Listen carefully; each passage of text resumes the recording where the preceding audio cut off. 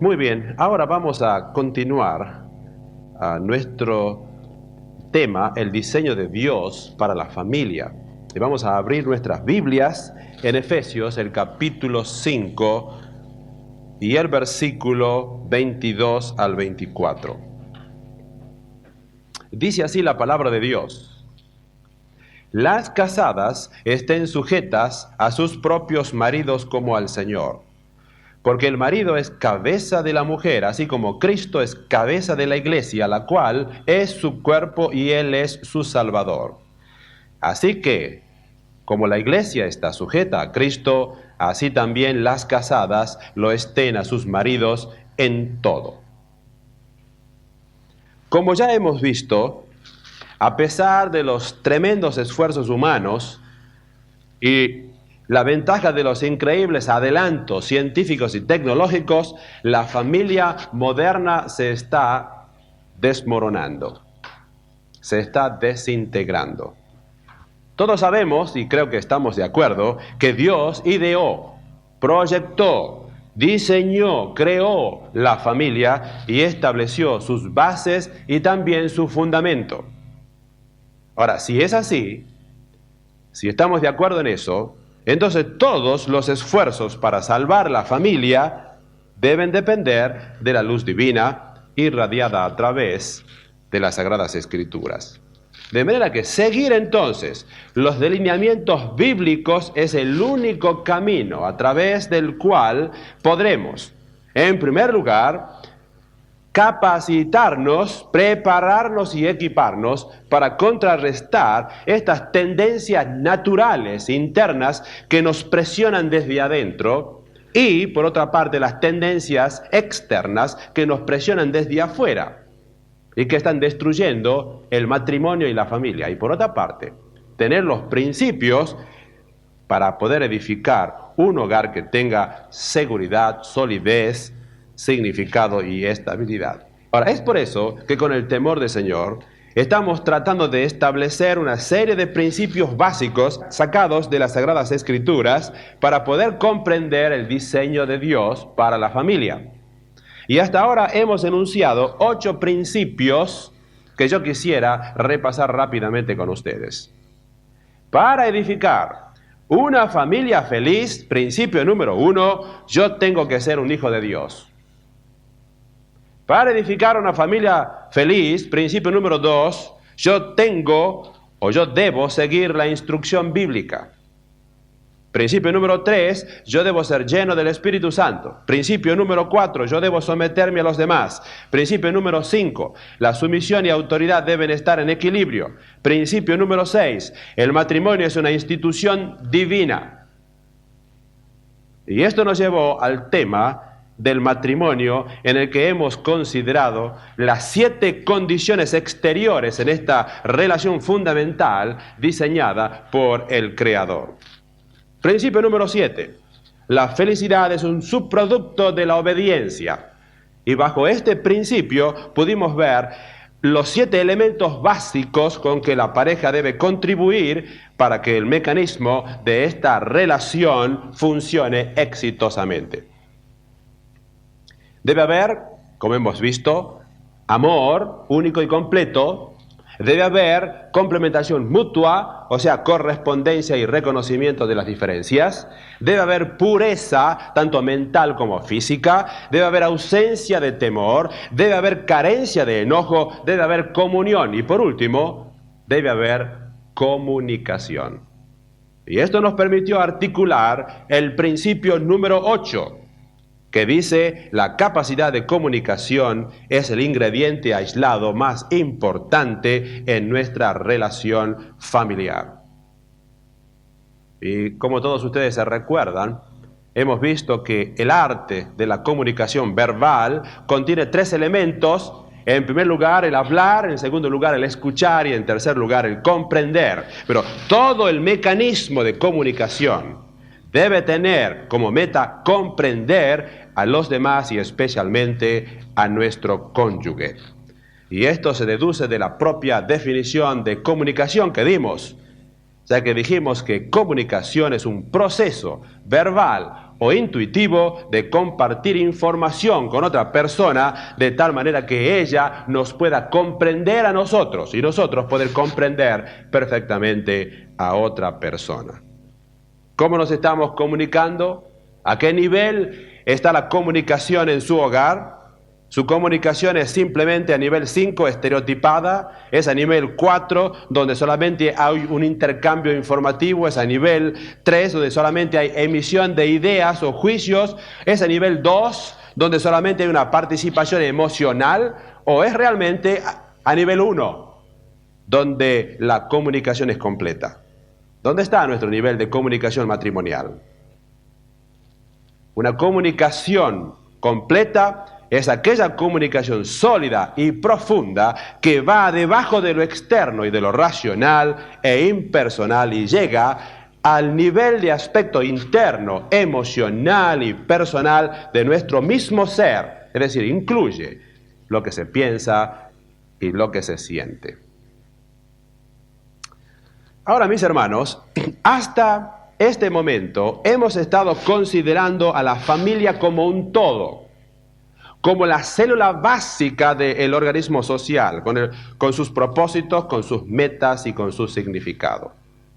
Luego, con el propósito de ser más específicos en nuestra apreciación, hemos examinado el matrimonio tratando de percibir el significado de esta relación establecida por el Creador con sus condiciones exteriores e interiores. De hecho, sea de paso, esto no lo hemos visto específicamente, pero se lo digo así de paso. Los propósitos de Dios para el matrimonio, simple y sencillamente, son 4. Son 4. En primer lugar, la propagación de la raza según Génesis 1:27. Segundo, la eliminación de la soledad, Génesis 2:18. Tercero, colocar una barrera para la inmoralidad, 1 Corintios 7:2. Y 4, la satisfacción y gozo genuino de la pareja en el sentido emocional y físico, según Hebreos 13:4. Ahora, para poder ser aún más específicos en nuestro estudio, siguiendo la sugerencia de Efesios capítulo 5:22 hasta el capítulo 6:4, vamos a considerar ahora el rol de cada uno de los miembros del grupo familiar. Y si queremos nosotros tener una visión rápida de los roles, más resumida que lo que tenemos en Efesios, vamos a ir a Colosenses, el capítulo 3. Colosenses, el capítulo 3. Dice así, versículo 18. Casadas, estad sujetas a vuestros maridos como conviene en el Señor. Pregunta, ¿cuál es la palabra típica para las casadas? Sujetas, es decir, sujeción. Versículo 19, maridos, amad a vuestras mujeres y no seáis ásperos con ellas. ¿Cuál es la palabra típica para los maridos? Amad, el amor. Versículo 20, hijos, obedeced a vuestros padres en todo, porque esto agrada al Señor. ¿Cuál es la palabra típica para los hijos? Obedeced, obediencia. Versículo 21, padres, no exasperéis a vuestros hijos para que no se desalienten. ¿Cuál es la palabra típica allí? No exasperar, es decir, control. No exasperar a los hijos. Versículo 22. Siervos, obedeced en todo a vuestros amos terrenales, no sirviendo al ojo como los que quieren agradar a los hombres, sino con corazón sincero, temiendo a Dios. Recuerden que en aquel entonces el siervo era parte de la familia, ¿no es cierto? La sirvienta o el sirviente, parte de la familia. Así que pertenecía al grupo familiar. ¿Cuál es aquí la palabra típica para el siervo, para el empleado, diría yo? Obedecer, la obediencia otra vez. Capítulo 4, versículo 1. Amos, haced lo que es justo y recto con vuestros siervos, sabiendo que también vosotros tenéis un amo en los cielos. ¿Cuál es allí el concepto típico para los amos, para los patrones? Justicia, consideración. Exactamente. Aquí tenemos entonces, usted ya tiene en una forma breve, sencilla, esquemática, el rol de cada uno de los miembros de la familia. Ahora, hay una expresión muy familiar conocida en la mayoría de nuestros países y que expresa lo que podríamos llamar un adecuado orden social. Yo creo que en todas partes los caballeros decimos las damas primero, ¿no es cierto? Yo me acuerdo que en mi país, cuando los muchachos tomábamos el ómnibus o el colectivo para ir a la reunión o ir al centro de la ciudad, y teníamos la suerte de encontrar asiento, apenas subía, escuche, porque ya esto es historia, apenas subía una señora o una señorita, nosotros nos levantábamos como un resorte para dar lugar a las damas. Es decir, primero las damas. Así que por obligación o por tradición, nuestra reacción era siempre las damas primero. Ahora, esto no siempre era así. Y yo me acuerdo que una vez íbamos nosotros en un ómnibus y todos los asientos estaban ya ocupados. Y estaban algunas personas inclusive paradas en el pasillo. Y subió una señora anciana que apenas podía caminar. Subió allí al ómnibus y se quedó parada en el pasillo. Y entonces el chofer gritó, las damas primero. Pero resulta que ningún varón se levantó para dar el asiento a esta pobre señora. Y entonces volvió otra vez el chofer a gritar, parece que se terminaron los varones aquí. Y entonces uno que estaba sentado atrás le respondió, no señor, no se terminaron los varones, los que se terminaron son los asientos. Ahora, tengo la impresión que actualmente no es ya tan popular ceder el asiento a las damas, debido a que la influencia de este movimiento de liberación femenina ha promulgado el derecho de la igualdad de derechos entre las mujeres y los hombres. Y entonces algunos hombres reaccionan, pero si ellas quieren ser igual que nosotros, pues que se queden paradas. ¿No es cierto? Ahora, todos nosotros tenemos la tendencia de desear más bien hacer amigos que enemigos. Y yo le voy a decir una cosa, yo prefiero, en vez de hacerme enemigos, de hacerme de amigos. Pero tengo la impresión, escúchenme, tengo la impresión de que hoy me voy a hacer de algunos enemigos. Porque después quizás del mensaje, esta tarde, alguna hermana me va a venir a saludar y me va a decir, Daniel, me parecía que yo antes lo estimaba a usted. Pero ahora me parece que no tanto. O quizás me va a decir, me gustaba como hablaba usted. Pero ahora ya no puedo decir lo mismo. Porque quizás esto vaya ligado, digamos, al hecho de que algunos principios bíblicos no han sido ni son muy populares, porque van en contra de la corriente y en contra de la naturaleza humana. Y mis queridos hermanos, y especialmente mis queridas hermanas, hoy vamos a ver algo de lo cual muchas personas no están de acuerdo, y especialmente muchas personas, muchas damas, muchas señoras no están de acuerdo. Y es por eso que yo tengo mucho temor en mi corazón al decir lo que voy a decir en esta tarde. Pero de todas maneras, nuestra meta en el ministerio, mis queridos hermanos, es, en primer lugar, compartir lo que la Biblia dice. ¿No es cierto? En segundo lugar, explicar o articular el significado de lo que la Biblia quiere decir con lo que dice. Y en tercer lugar, aplicarlo a nuestras vidas y circunstancias. Ahora, en esta tarde vamos a hacer las dos primeras cosas. Vamos a ver qué es lo que la Biblia dice y qué es lo que la Biblia quiere significar con lo que dice. Ahora, la aplicación está de parte suya delante del Señor. Me llama la atención, mis hermanos, de que parece que también para la Biblia es verdad el orden social expresado en las damas primero. Cuando habla el Señor del orden de Dios para la familia. Porque la esposa en la familia es el eslabón entre el esposo y los hijos. Y si ella vive de acuerdo al orden divino, contribuirá al orden del esposo y al orden también de los hijos.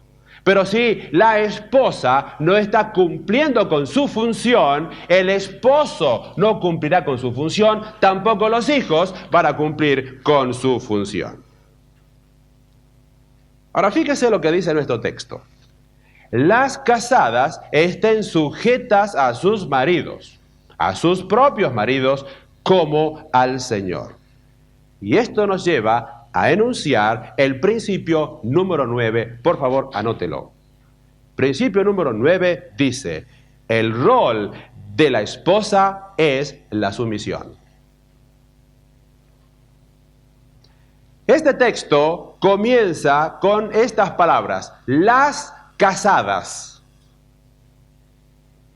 Y fíjese que el texto comienza aquí con una generalización. Las casadas. No dice aquí las casadas que tengan el pelo negro.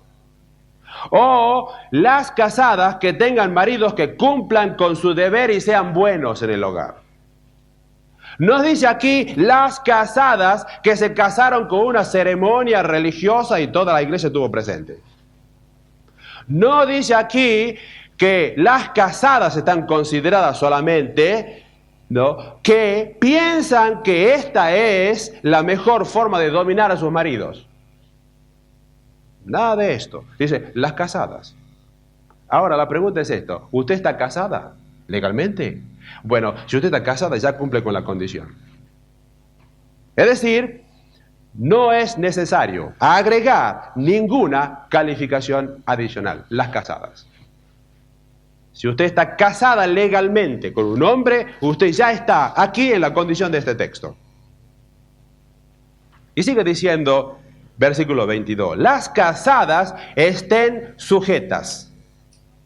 Ahora, cuando se pronuncia esta palabra sujetas, es cuando suena la alarma en muchas cabezas y se prenden las luces rojas en muchas mentes y corazones. El solo pensamiento de estar sujetos o sumisas a sus maridos despertará recelos y sentimientos negativos de muchas mujeres capaces, de muchas mujeres despiertas y de muchas mujeres inteligentes y preparadas, que piensan que esto significa considerar a la mujer como una inactiva e insignificante alfombra para los pies. Sujetas. ¿Pero qué le parece? Sujeta a mi marido. Y fíjese que esta reacción negativa ha sido verdad a través de toda la historia. Y por eso es que usted y yo tenemos también reacciones negativas. Los que niegan la autoridad de la Biblia consideran la afirmación de Pablo como atrasada y retrógrada. Para ellos se trata de una opinión y lo que es más de un prejuicio. Así dicen los que niegan la autoridad de la Biblia. Los sociólogos y psicólogos clasifican a Pablo como un neurótico, como un mal adaptado y como un egocéntrico. Pobre Pablo. Las mujeres del movimiento de liberación femenina dicen que Pablo era un solterón amargado. Pobre Pablo, le siguen dando con todo a Pablo. Ahora, los cristianos aún han reaccionado. Y fíjese que entre los cristianos hay los más liberales y los ortodoxos. Los más liberales dicen que no existe autoridad ordenada en la iglesia y menos en el matrimonio, en la familia. Y que según la Biblia todos somos iguales. Y si nosotros aplicamos Gálatas capítulo 3, versículo 28, la palabra clave en la familia, en el matrimonio, en la sociedad es igualitarismo. Eso dicen los cristianos liberales.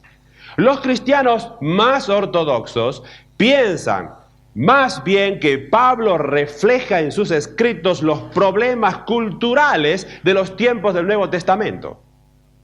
Entonces consideran ellos que Pablo trata un problema particular, en un tiempo particular y en una iglesia particular de la historia. En consecuencia, la afirmación de Pablo no debe considerarse normativa para el día de hoy. Eso es lo que dicen algunos cristianos. Ahora, ¿cuál es la posición bíblica respecto a la sujeción? Respecto a la sumisión de la mujer. ¿Qué es lo que Pablo realmente quiere decir aquí en Efesios, en Colosenses, y lo que el apóstol Pedro quiere decir en su primera carta, capítulo 3? ¿Qué es lo que el resto de la Biblia quiere decir realmente? Vamos a considerar, para empezar desde abajo, e incluso los nuevos que han llegado puedan entender el concepto, vamos a ver qué era la sumisión antes de la caída. Génesis capítulo 2. Vamos a ir allí. Génesis el capítulo 2 y el versículo 18. Este concepto ustedes van a ver de la sumisión no es una verdad propagada por el apóstol Pablo. Es una verdad que ya estaba establecida en los primeros libros de la Biblia, cuando Dios creó realmente al hombre y a la mujer. Génesis capítulo 2, versículo 18, dice así: y dijo Jehová Dios, no es bueno que el hombre esté solo, le haré ayuda idónea para él. Escuche lo que dice la Biblia: ayuda idónea para él. Jehová Dios formó pues de la tierra toda bestia del campo y toda ave de los cielos, y las trajo a Adán para que viese cómo las había de llamar. Y todo lo que Adán llamó a los animales vivientes, ese es su nombre. Y puso Adán nombre a toda bestia y ave de los cielos y a todo ganado del campo, mas para Adán no se halló ayuda idónea para él. Ahora, versículo 21. Aquí tenemos cómo Dios provee de esa ayuda idónea.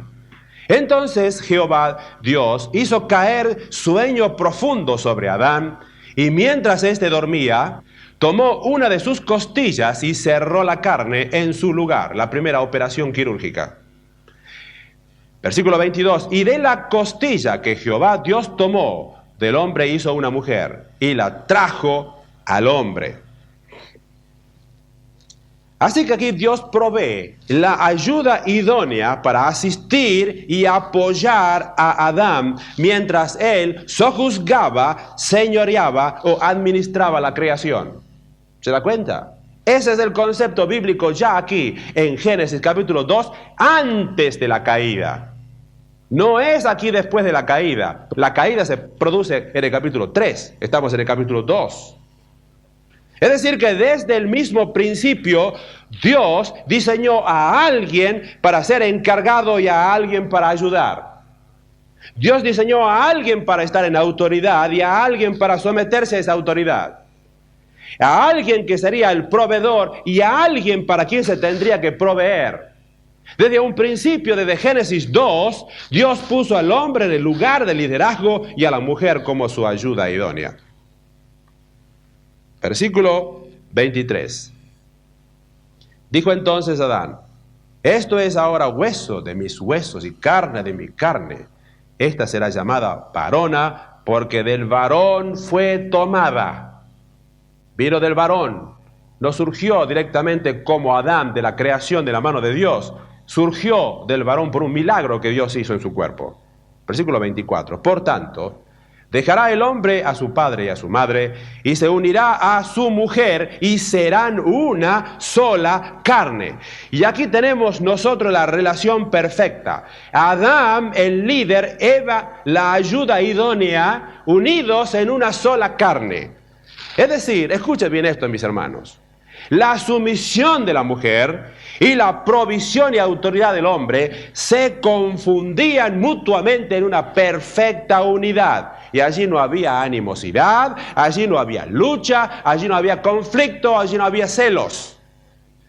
Y desde aquí podemos ver que el tono entero de las Escrituras es que el hombre, por creación, tenía una posición de autoridad en la familia y la mujer de sumisión. Ahora, si hemos entendido esta parte, vamos a entender ahora lo que sigue. Porque algo monumental ocurrió en el capítulo 3 de Génesis. Fíjese que en el capítulo 2:17 dice aquí: mas el árbol de la ciencia del bien y del mal no comerás, eso dijo Dios, porque el día que de él comieres, ciertamente morirás. Eso es lo que dijo Dios. Pero ¿qué es lo que pasa en capítulo 3, versículo 4? Aquí tenemos la serpiente. Entonces la serpiente dijo a la mujer: no moriréis, sino que sabe Dios que el día que comáis de él serán abiertos vuestros ojos y seréis como Dios, sabiendo el bien y el mal. Y fíjese usted aquí, la serpiente sobrepasó la posición de liderazgo del hombre y fue directamente a la persona que por naturaleza estaba sujeta ya a dependencia. ¿Y qué pasó en el versículo 6? Ella alargó su brazo, tomó del fruto y lo comió, y no solamente no se conformó con eso, sino que lo dio a Adán, el cual comió también como ella. Ahora escuche bien, aquí vemos los roles trastocados o invertidos.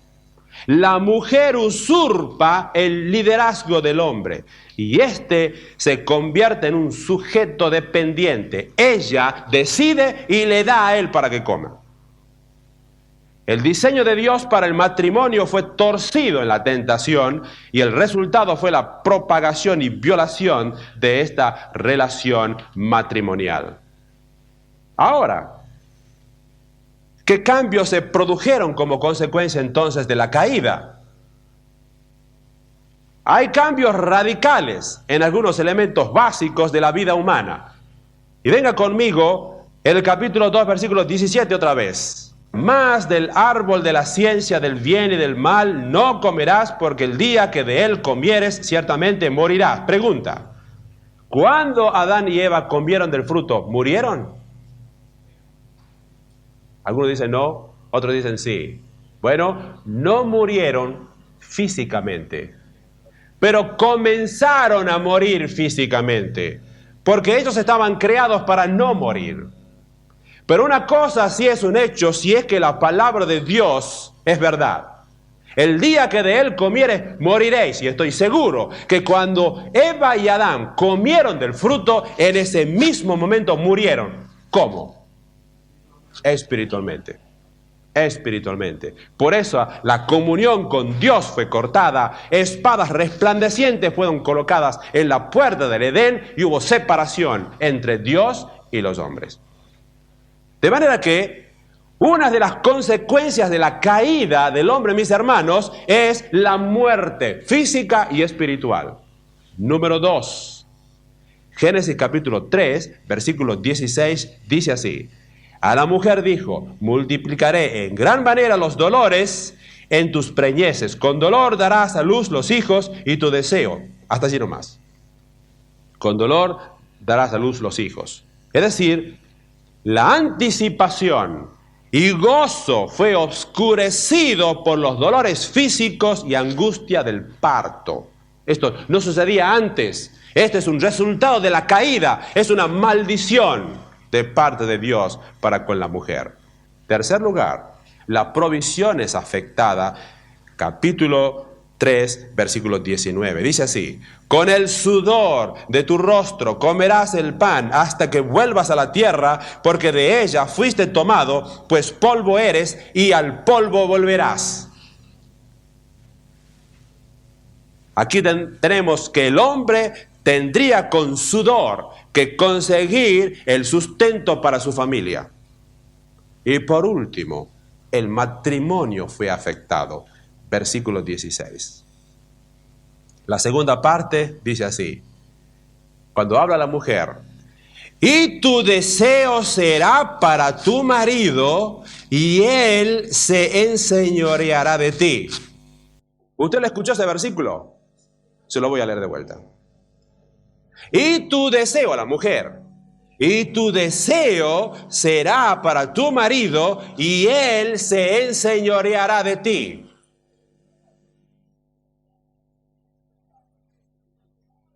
¿Qué quiere decir el Señor acá? Que desde ahora en adelante habrá problemas en el matrimonio porque el hombre se enseñoreará de la mujer en una forma opresiva y la mujer se va a rebelar contra el hombre. Eso es lo que quiere decir. Ahora, si miramos nosotros a la historia, mis queridos hermanos, a la sociedad de hoy incluso, no podremos negar las consecuencias de lo que hemos visto. La muerte nos rodea por todas partes, porque está establecido los hombres que mueran una vez y después el juicio. La muerte es consecuencia del pecado de la caída.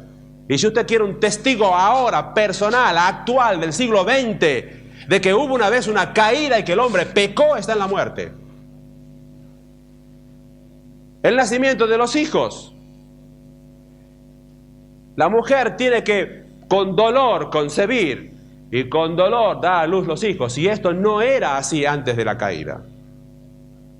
Y ustedes, las mujeres, mejor que nosotros los hombres, sabemos que esto es así, ¿no es cierto? Y este es un resultado de la caída. La provisión. El hombre hasta el día de hoy tiene que ganar con sudor el pan de cada día. Yo le dije a mis chicos los otros días, queridos, desde jovencito hay que empezar a trabajar, porque la Biblia dice que el joven llevará su yugo desde la juventud, para que ustedes aprendan la responsabilidad del trabajo y de llevar a la casa el pan de cada día. Y yo les dije porque algunos tuvieron problemas en su trabajo. Inclusive el hijo mío tuvo que renunciar esta semana por algunos problemas medio raros. Y yo le dije, querido, el trabajo es trabajo. El trabajo es trabajo donde quiera. Y cualquier tipo de trabajo es trabajo, sea físico o intelectual. Sea en la fábrica o en el escritorio, es trabajo. Hay que sudar, hay que poner dedicación para ganarse el pan de cada día.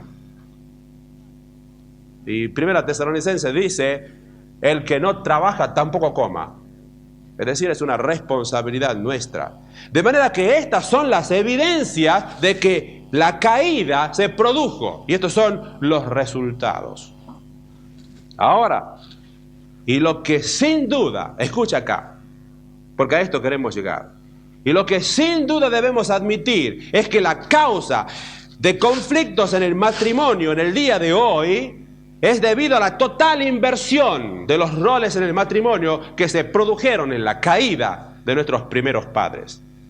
Entonces, ¿qué es lo que sucede en el día de hoy? El hombre se quiere enseñorear oprimiendo a su esposa. El hombre no ama a su esposa y la quiere usar. O el hombre no ama a las mujeres y la quiere usar simplemente. Y es terrible lo que escuchan mis oídos en el día de hoy, de lo que sucede en la relación de los hombres con las mujeres. Los hombres no tienen respeto por las mujeres. Los hombres quieren usar a las mujeres como un trapo, que la usan para su conveniencia y la dejan tirada. Eso por un lado. Y por otro lado, la mujer que no quiere someterse.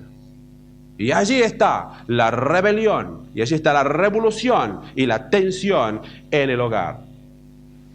De manera que tanto el machismo tiránico del hombre como la falta de sumisión y el deseo de liberación de la mujer no son más que simples resultados de la caída y la manifestación de la maldición. Ahora, para dos personas pecadoras, cuya depravación se pondrá de manifiesto tarde o temprano, hacer funcionar el matrimonio se hará una tarea casi imposible, sino decir imposible. ¿Por qué? Porque este es el legado que tenemos del pecado. Y por eso es que vemos tantos divorcios en el día de hoy, mis hermanos. Por eso es que vemos tanta gente miserable. Por eso es que vemos tantas relaciones infelices. Y se da cuenta usted por qué tenemos tantas luchas y problemas en nuestro hogar. Porque allí están los resultados de la caída. El hombre que quiere oprimir a la mujer y la mujer que se rebela contra el hombre y no quiere someterse. Ahora, fíjese usted, volviendo ahora a nuestro pasaje de Efesios capítulo 5.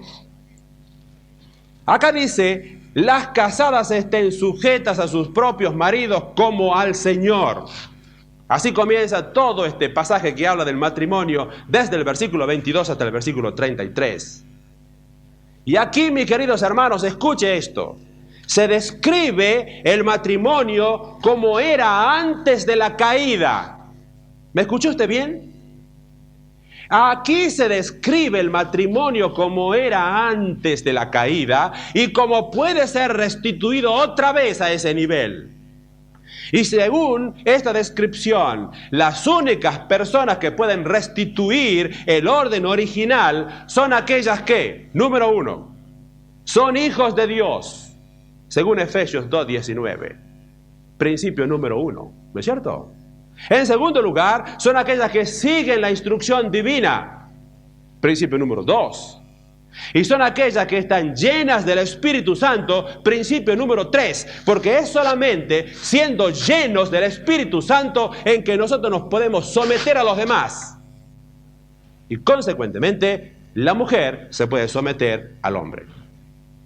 Solamente entonces es cuando es posible, por el poder de Dios, que el marido ame a su esposa como a sí mismo con un amor sacrificial. Solamente entonces. Porque si no, va a usar a su esposa en la casa y después afuera hace lo que quiere con otras mujeres. Solamente así la esposa se va a someter a su marido. Conclusión. El matrimonio cristiano, como Dios lo diseñó y como Pablo trata de explicarlo aquí en Efesios 5, no es más que la restitución del orden original, o sea, lo inverso que sucedió en la caída. Y para producir lo inverso, usted tiene que ser un hijo de Dios, usted tiene que seguir las Escrituras, usted tiene que ser lleno del Espíritu Santo. Si no, es imposible, usted va a tener siempre problemas en su matrimonio. Y esto quiere decir, mis hermanos, que si usted es un cristiano verdadero, usted posee en su mano todos los recursos potenciales para hacer que en su matrimonio se verifiquen el gozo, la armonía y la felicidad que Dios planeó para nosotros en esta relación. Y mis queridos, yo quisiera ver con respecto a este tema 3 cosas que quizás no vamos a cubrir en este día. En primer lugar, el significado de la sumisión, versículo 22. En segundo lugar, el motivo de la sumisión, versículo 23.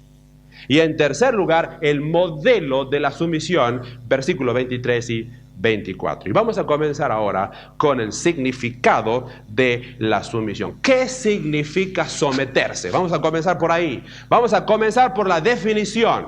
¿Qué significa esto? Si usted va al diccionario, someterse significa humillarse, reducirse, subordinarse, supeditarse, subordinar el juicio, decisión o afecto a otra persona. Poner a la consideración de otros razones, reflexiones, etc. Ahora, fíjese usted que aquí en Efesios capítulo 5, versículo 21 dice, someteos unos a otros en el temor de Dios.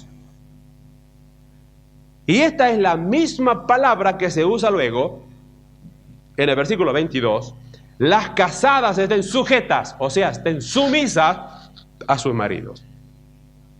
Y esta palabra del versículo 21 viene del griego upotazo, que en algunas versiones se traduce sujetarse también. Y según el diccionario expositivo Vine, esta palabra es primariamente un término militar que significa upo, abajo o debajo, y tazo, alinearse, colocarse, ponerse en orden. Es decir, alinearse o colocarse en fila debajo. Este es el significado de la palabra someterse. Lo que surge como resultado del simple examen del texto del versículo 21 es que los creyentes llenos del Espíritu Santo deben someterse, ponerse debajo, alinearse o sujetarse el uno para con el otro. Mis queridos hermanos, quiero decirle esto. Esto de someterse unos a otros y de humillarse unos a otros es imposible. Usted en cualquier compañía, usted va a decir esto, lo sacan a patadas. Porque en la compañía, en el día de hoy, no se busca la persona que se va a humillar al otro, sino se busca el carácter del oso o del león, que se somete, que saca la producción, no importa lo que suceda con los empleados. Pero desde el punto de vista de Dios, significa realmente someterse, alinearse, y solamente puede ser posible por la gracia de Dios y la llenura del Espíritu Santo. Si no, es imposible. Versículo 22. Escuche esto para alegría de las mujeres. Se usa la misma palabra aquí en la versión española, pero no está en el original. Es decir, en el original se lee de esta manera: someteos unos a otros en el temor de Dios. Y comienza con las casadas. Entonces, las casadas a sus propios maridos como al Señor. Es decir, no está en el texto, pero está implícito en el texto porque viene el concepto del versículo 21. Por eso es que los traductores de nuestra versión española han sido sabios en poder repetir esta palabra, porque el concepto está allí. De manera que la sujeción no es solamente una cosa de la mujer, la sujeción es de todos nosotros, los hermanos en Cristo, que debemos someternos el uno al otro. Y aquí, en este versículo 22, se aplica específicamente a las personas casadas. Y esto significa que uno de los elementos de la filosofía de la nueva vida de una mujer cristiana casada es que su relación con su esposo debe estar basada sobre el respeto y la sumisión. Ahora, fíjese una cosa. Escuche bien esto, porque tengo un poquito que salir a favor de las mujeres y no me van a acribillar cuando salga. La sumisión no es obediencia. ¿Se da cuenta? La sumisión no es obediencia. Es interesante que el apóstol Pablo no usa la palabra obedecer aquí en el caso de las esposas. Y esta palabra es upakouo. Y no se usa esto aquí, se usa la palabra upatazo. De manera que la palabra obedecer, él la reserva cuando habla de quiénes. Habla de los hijos.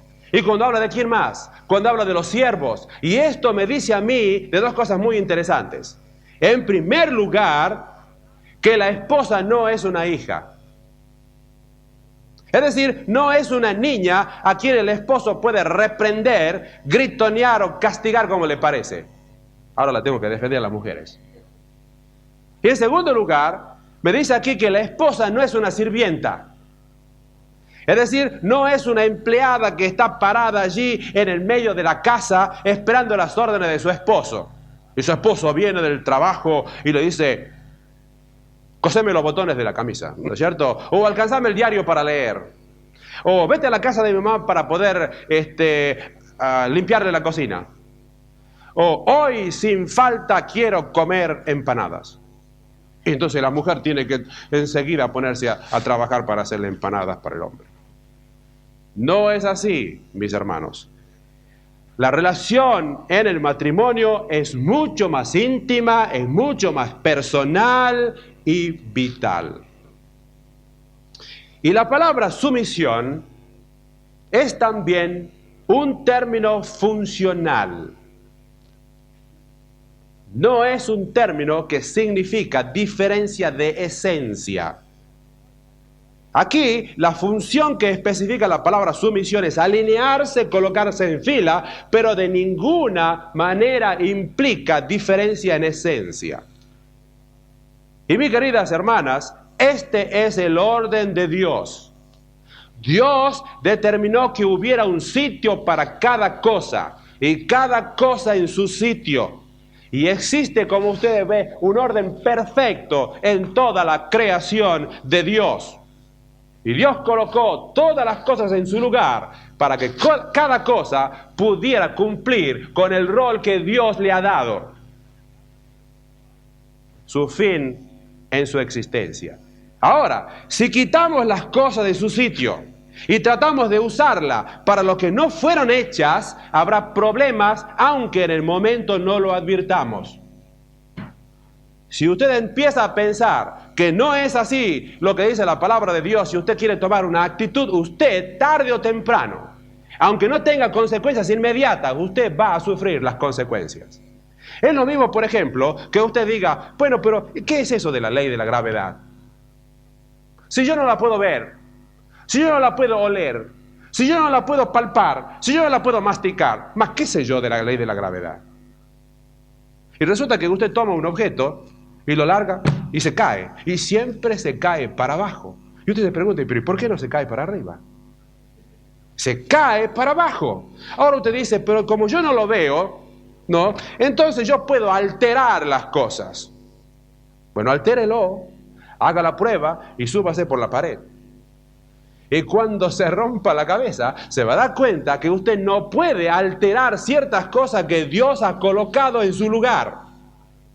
Y mis queridas hermanas, Dios ha diseñado que la mujer debe sujetarse. Y si usted no se quiere sujetar, usted quiere subir por la pared. Entonces, tarde o temprano, se va a dar un golpe y se va a romper la cabeza.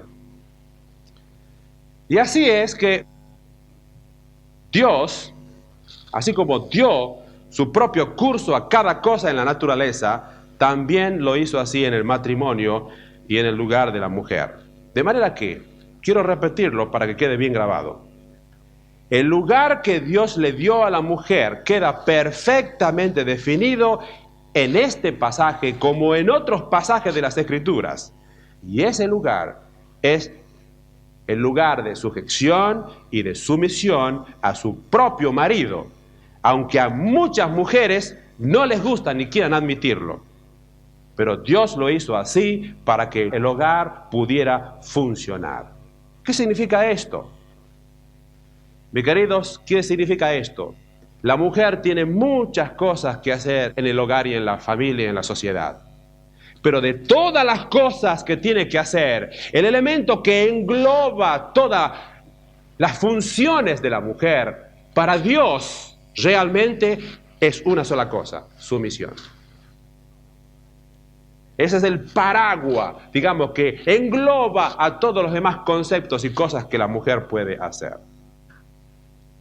Ahora, nosotros hemos visto largamente este tema antes cuando hemos hablado de el equilibrio entre autoridad y sumisión, así que no vamos a entrar en esto.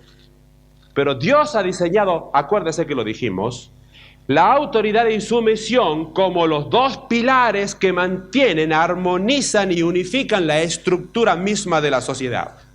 Mire, el gobierno no podría existir, ni la paz en un país podría existir si realmente no hubiera autoridad y sumisión.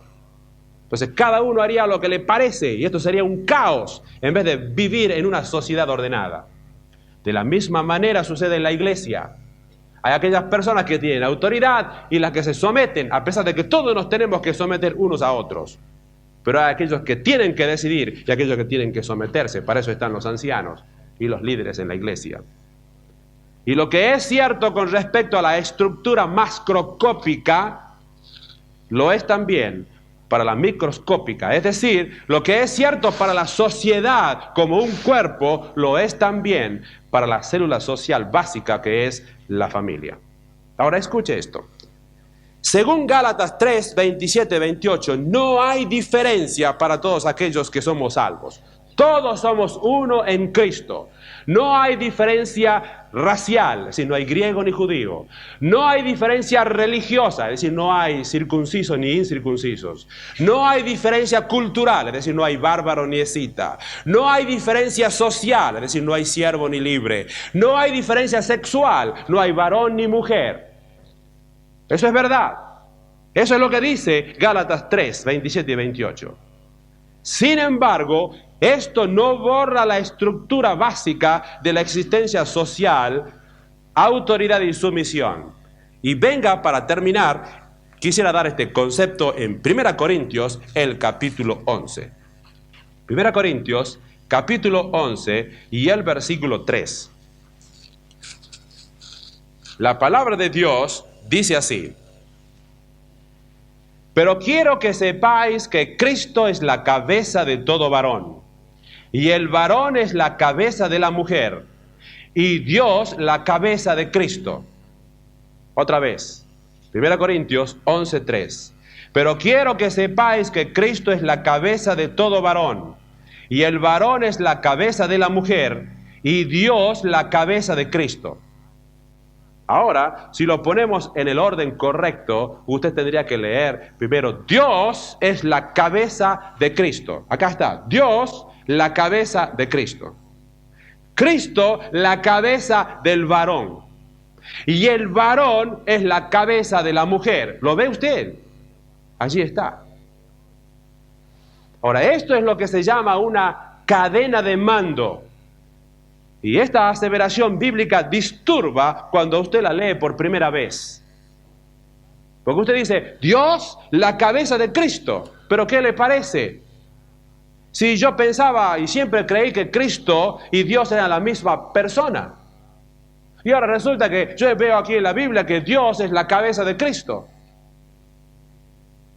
Ahora, mis queridos hermanos, Cristo es Dios. Lo es. Y no está hablando aquí de diferencia en esencia, porque Cristo es Dios y Dios es Cristo. Porque Cristo son iguales, o es igual a Dios en su deidad. Juan capítulo 1, versículo 1. Porque Cristo es igual a Dios en su poder. Colosenses capítulo 1. Porque Cristo es igual a Dios en su sabiduría. No hay diferencia. Pero escuche esto. Cristo se humanó para poder redimirnos. No que fuera menos que Dios en esencia, deidad, en poder, en sabiduría, en soberanía, en santidad, sino que en su humillación asumió el lugar de sumisión y el padre de autoridad. ¿Usted lo vio? Y en ese sentido entonces es que Dios es cabeza de Cristo. Porque funcionalmente, para redimirnos, Cristo se humilló por usted y por mí, mi hermano. Porque era la única manera de que Él podía morir en el Calvario, como un hombre llevando el pecado de todos nosotros. Él se humilló. Él funcionalmente estaba debajo de Dios. Funcionalmente se sometió, se sujetó. Y esto nos dice que desde el comienzo de la existencia del universo, comenzando con Dios y llegando hasta la más pequeña célula de la existencia humana, la familia, Dios ha ordenado la autoridad y la sumisión.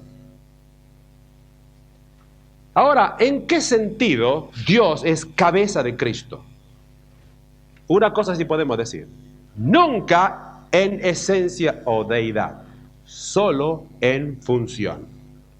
En esencia, los miembros de la Trinidad son iguales, pero por diseño de Dios fue necesario que el Hijo se sometiera al Padre. Mire, si usted lee Mateo 28, ve que la esencia es la misma. Dice el Señor Jesucristo: toda potestad me es dada en el cielo y en la tierra, toda. ¿Por qué? Porque Cristo es Dios en esencia. Pero en función Él se humilló a sí mismo, tomando forma de siervo, siendo obediente hasta la muerte y muerte de cruz. Ahora, ¿es por esto que el Hijo es menor que el Padre? De ninguna manera. Colosenses 2:10 dice: por lo tanto, Dios también lo exaltó hasta lo sumo y le dio un nombre que es sobre todo nombre, para que en el nombre de Jesucristo se doble toda rodilla de los que están en los cielos y de los que están en la tierra y de los que están debajo de la tierra, y toda lengua confiese que Jesucristo es el Señor, a la gloria de Dios Padre. Mis queridos, la naturaleza espiritual de los cónyuges es la misma. La posición de ambos ante Dios es igual. son igualmente miembros de un cuerpo, son uno en Cristo, pero para que la familia funcione en armonía, en unidad y estabilidad, la mujer tome el lugar de sumisión bajo el liderazgo del esposo. De manera que la cuestión aquí no es superioridad o inferioridad. Lo que Dios quiere es que la ternura, delicadeza, sensibilidad y cariño que ha dado a la mujer venga al encuentro de la fuerza y virilidad del hombre. Y es en el matrimonio donde debe mezclarse en una forma armoniosa la mutua sumisión entre los cónyuges sin confundir ni contradecir el concepto de autoridad y liderazgo. Para que en la familia, lo mismo que en el gobierno y en la iglesia, no exista caos, anarquía, confusión e inestabilidad, alguien debe ser responsable por la disciplina. Alguien debe traer el pan a la casa. Alguien debe dar dirección. Alguien debe ser responsable por la moral. Y es por falta de este equilibrio que muchas familias están en caos en el día de hoy. Y hasta anarquía en los hogares. Y esta anarquía se transmite a la sociedad, y se transmite también a la iglesia, y se transmite también al gobierno. Y el ser humano realmente no puede funcionar sin este principio. Fíjese lo que sigue diciendo nuestro texto, porque quiero terminar ahora con esta parte. En Efesios 5:22 dice: las casadas estén sujetas. Y ahora añade: a sus propios maridos. Es interesante que aquí la Escritura no dice las casadas estén sujetas a todos los hombres. ¿Se da cuenta? Sino específicamente a su propio marido. Y en esta expresión podemos detectar dos cosas. Primero, que hay de parte de la mujer debe haber una devoción singular hacia su esposo. Y en segundo lugar, un sentido de posesión. Dice, a sus propios maridos. Es decir, el marido le corresponde a la mujer. ¿Por qué? Porque el marido es posesión de la mujer, es de él. Su propio marido, no de ninguno más. Aquí no le están diciendo a las casadas, mire, usted tiene que sujetarse a todos los hombres del barrio. Un momentito. Usted se tiene que sujetar a su propio marido porque usted es dueño de él, su propiedad, su posesión. Eso es lo que significan estas palabras. Esta sumisión posesiva o posesiva sumisión niega otra vez cualquier tipo de inferioridad de parte de la esposa y señala de nuevo la distinción adecuada por Dios para poder preservar el matrimonio. Y fíjese cómo termina este texto. Las casadas estén sujetas a sus propios maridos, ¿como qué? Como al Señor. Mis queridas esposas, no porque yo tenga muchas, es para a todas las esposas que están aquí. Esto habla acerca de la actitud de la sumisión. Fíjese que no solo es inapropiado que usted piense mal con respecto a la sumisión. Por ejemplo, usted señora esposa dice, pero ¿por qué tengo que someterme a este gordo perezoso? ¿Por qué razón? O usted no sabe, pero mi marido es un incapaz. Y falto de iniciativa, y si yo no lo regaño y lo dirijo, las cosas no se hacen. Bueno, así dicen algunas mujeres. Pero de la misma manera es contraproducente una actitud pasiva, pero negativa. Por ejemplo, usted puede decir, bueno, hermano Daniel, si no hay otro remedio, ¿no? En contra de mi voluntad, me voy a sujetar. Pero si las cosas salen mal, entonces me van a oír. Mire, eso no es sumisión. Eso no es sumisión, no. Usted tiene que someterse a él ¿cómo? Fíjese qué grandioso que está. Cómo en la Biblia cada palabra está puesta matemáticamente en su lugar. Dice, las casadas estén sujetas a sus propios maridos como al Señor. Gracias por escucharme.